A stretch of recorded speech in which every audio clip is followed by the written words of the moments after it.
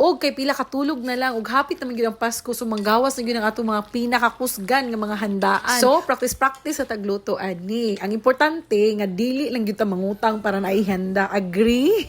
Okay, so ani di akong giluto. Naglibog ko kung estofado ba ni or kaldereta. Pero di siya kaldereta.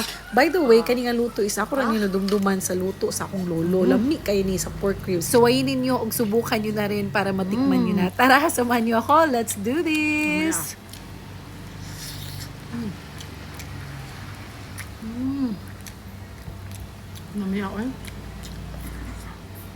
So, para dili takalas og gasol kay maglata man ta ani grapes, dili tas gawas magluto. Thank you Ate Emma for helping me. Ayan. Meron na tayo ditong pork ribs. Itong pork ribs natin, papakuluan lang muna natin to. Meron naman tayo ditong mga lamas. Ayan. At meron din tayong carrots at patatas. So, isasalang na natin itong ating pork ribs. Ito na yung pork ribs natin. Papakuluan lang muna natin para matanggal yung mga marites. O, diba? O. Takpan na natin. Paypayan lang natin para umapoy, no? Ang hirap. Ayan, grabe ang usok. So, while waiting na kumulo, duyan sa may kadali din baby. Yummy. At i-check lang muna natin. Kumukulo na siya, so okay na to. Hanguin lang natin at hugasan muna natin para tanggalan ng marites.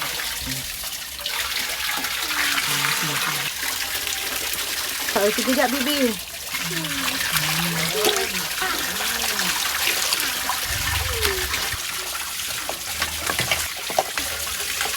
Yes, okay na to. Ang ingay ni Ragnar dito. Ang gulo.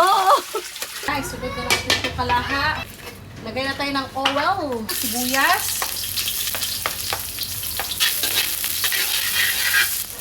Sunod na natin ang bawang. Half nitong bell pepper. Green at red color.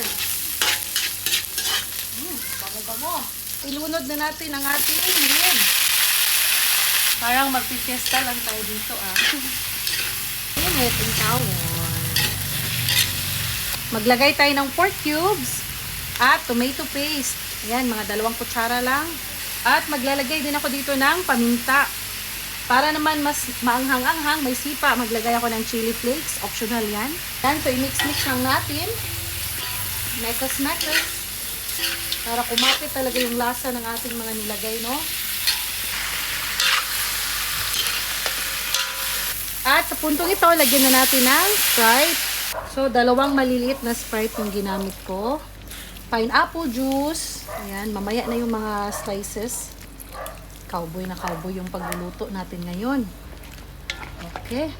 Iba talaga ang amoy ng pagkain pag lutong kahoy, no? Or uling. Medyo smoky siya ba? Timplahan ko lang to ng asin. Pwede namang gumamit ng patis o kaya toyo. Nasa sa inyo na yan. Hayaan lang muna natin kumulo yung Sprite or 7-Up at saka yung pineapple juice para kumapit sa ating karne. Yan. At ilalagay ko na din itong isang pakete ng ng pineapple na slices. Yung isa lang gagamitin natin. So isasama ko na yan sa pagpapakulo para manuot ba yung tamis ng ating pineapple. Yan. So, ayan o, kumulo na siya actually. So, bilis ng kumulo pag kahoy Then, takpan na muna natin kahit mga 5 to 7 minutes. Ayan, check natin after mga 7 minutes. So, eto na siya Wow. So, hindi pa tumalambot. Pinanuot lang muna natin yung sarap. Para mas mapalambot natin, maglagay tayo ng tubig. Ayan. Papalambutin lang muna natin. Timplahan niya mamaya pag kulang pa yung lasa niya. Takpan natin at pakuluan. At eto, kumulo na nga siya Ilagay na natin ang tomato sauce. Konting-konti lang matira sa tomato sauce ko. Pero mas marami, mas okay.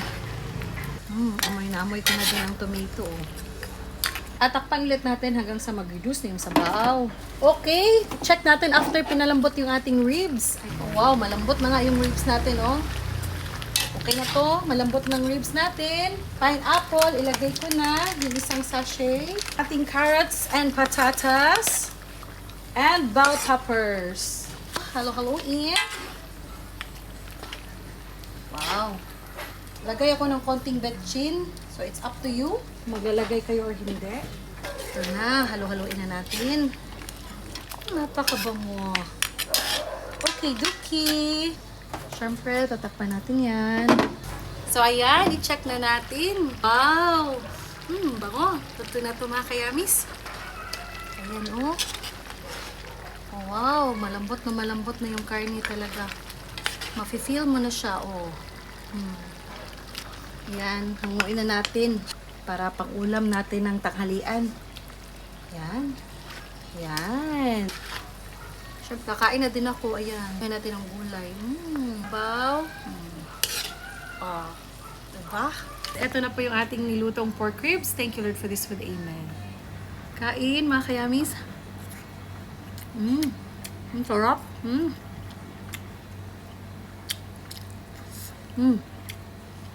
Ribs. Pork ribs.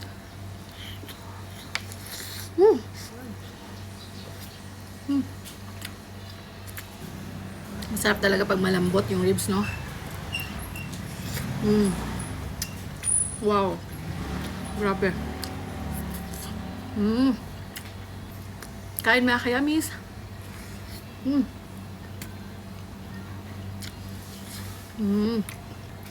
Laube, nakaon ba, no?